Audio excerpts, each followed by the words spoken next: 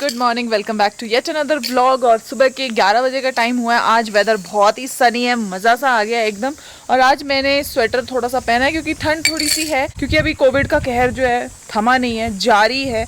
और विकास तो already isolation में चले गए हैं, वो अलग रह रहे हैं गेस्ट हाउस में, और विवान अलग हैं, हम लोग यहाँ पे रह रहे हैं। आज विकास कराएंगे अपना सिटी स्कैन भी कराएंगे और अपना कोविड का टेस्ट भी कराएंगे, तो देखते हैं क्या रहता है। जो भी रहेगा मैं आपसे शेयर ज़रूर कर दूँगी।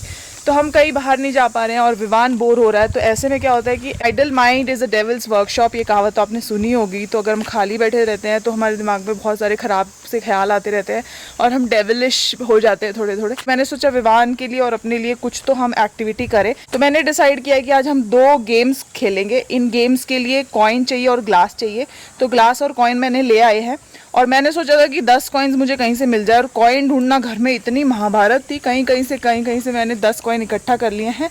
और मैं लेके आई हूँ 2 चॉकलेट्स भी। ये दोनों चॉकलेट्स विवान के लिए मोटिवेशन का काम करेंगे। मैंने अभी चॉकलेट दिखाई है, इसको पता लग गया कि चॉकलेट आ चुकी है, तो गेम खेलने से पहले इसको लेना चाहता है। मैं जो 2 चॉकलेट्स लाई थी उसमें एक तो विवान ने ऑलरेडी ले चुकी है और एक को मैं यहाँ पे ऊपर छत पे रख देती हूँ ताकि ये ले ना पाए। जब ये गेम जीतेगा तभी उसको मैं ये चॉकलेट दूंगी।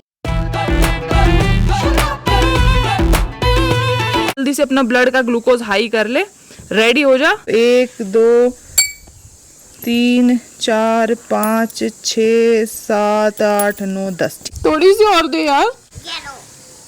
तो गाइस ये देखिए, विवान ने मुझे इतनी सी चॉकलेट दी है।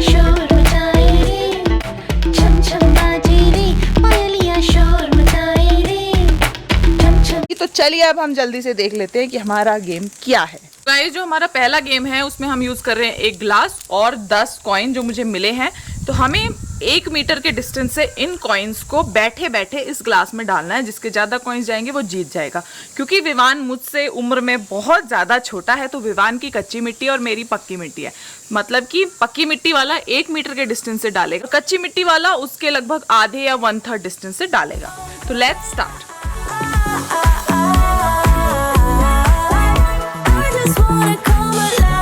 Okay clap, yes cheer.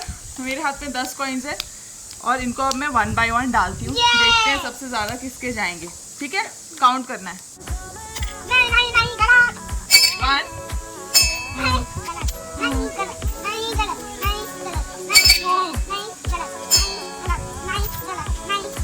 3। तो मेरा स्कोर है 3। अब विवान की बारी है। विवान का डिस्टेंस आप देख सकते हो कितना कम है। नहीं गया, नहीं गया, नहीं गया, नहीं गया, नहीं गया, नहीं गया। हम क्या होगा बेटा? 1 2 3। It's a tie, it's a tie, it's a tie. Guys पहला गेम हो चुका है टाई और अब हम खेलने वाले हैं दूसरा गेम। दूसरे गेम में हमें ये ग्लास लेना है। हर पार्टिसिपेंट को 1 मिनट मिलेगा। 1 मिनट में वो जितने कॉइन्स ग्लास के ब्रिम पे बैलेंस कर पाएगा, जिसके ज्यादा कॉइन्स होंगे वो ही विनर होगा। समझ आएगा rules? Your time starts now. Time start करना, बैलेंस करो। 1 मिनट का टाइम है। 23 24 25 27 28 29 सो गाइस विवान का जो टाइम है वो अप हो चुका है, लेकिन विवान को ये समझ नहीं आ रहा था कि मुझे सारे at a time he balance करने हैं। तो इसने जो बैलेंस किए थे वो गिरा दिए हैं। फिर भी इसके स्कोर को हम 3 कंसिडर करेंगे क्योंकि इसने 3 बैलेंस कर लिए थे।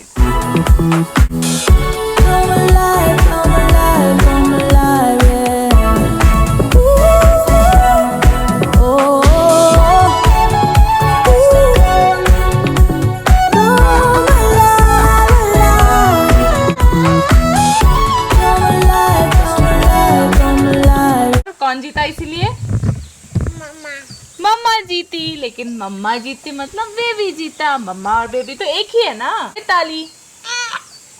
लेकिन बेबी ने कुछ नया सीखा ना कि हम दोनों लोग विनर बन चुके हैं। तो अब हम खाएंगे अपनी चॉकलेट जो कि हमारा प्राइज है, हमारा हक है। तो गाइस मैंने छत के ऊपर से अपनी डेयरी मिल्क सिल्की बार ले ली है। मेल्ट होगी, इसको फ्रिज में जमाना पड़ेगा। गाइस ये पूरी मेल्ट हो चुकी है। प्राइज मिलने से पहले ही मेल्ट हो गया।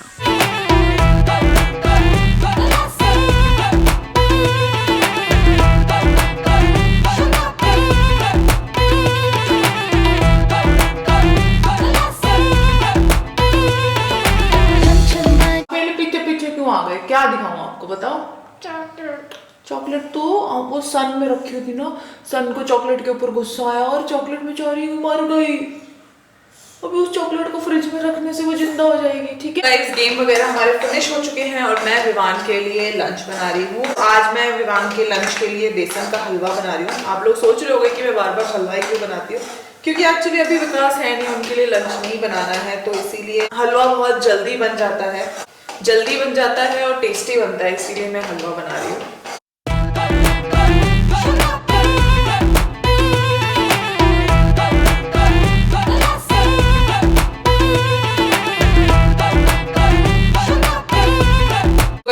टाइम भी हो चुका है और लंच भी रेडी हो चुका है। तो मैंने बनाया है विवान के लिए बेसन का हलवा।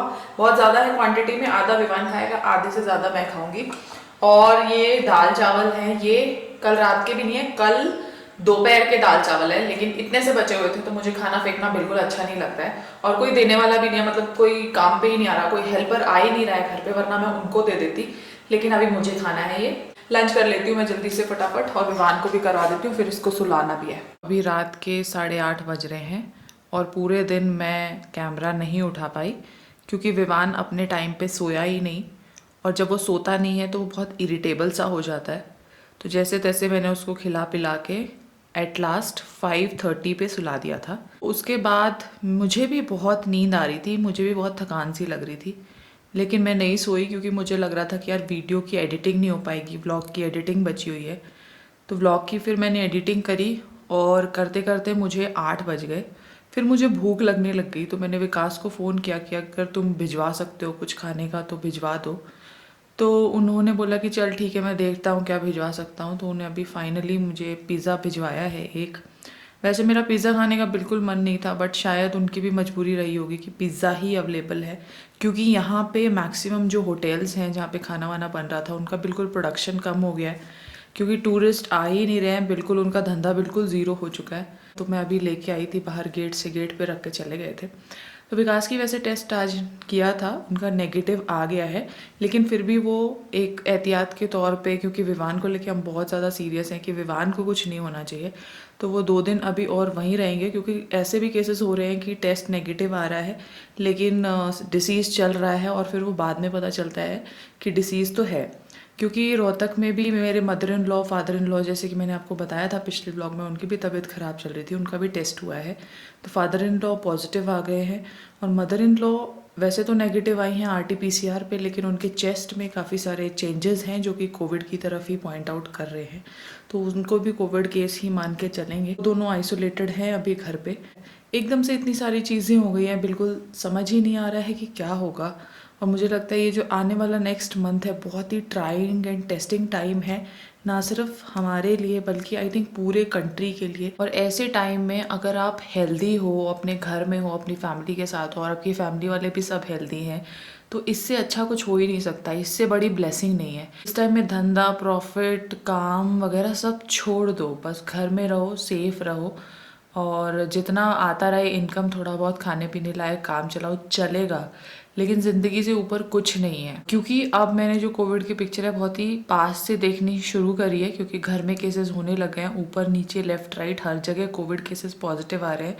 इवन हमारी जो हाउस हेल्प है, सैटरडे को विवान उनके साथ खेल रहा था बिल्कुल क्लोज कॉन्टैक्ट में, आप ब्लॉग में भी देख सकते हो, जो व्लॉग 24 है उसमें कितने पास वो खड़ी है विवान के, और वो भी पॉजिटिव आई है अभी। तो मुझे हम दोनों के लिए भी डर लग रहा है, आई डोंट नो क्या होगा।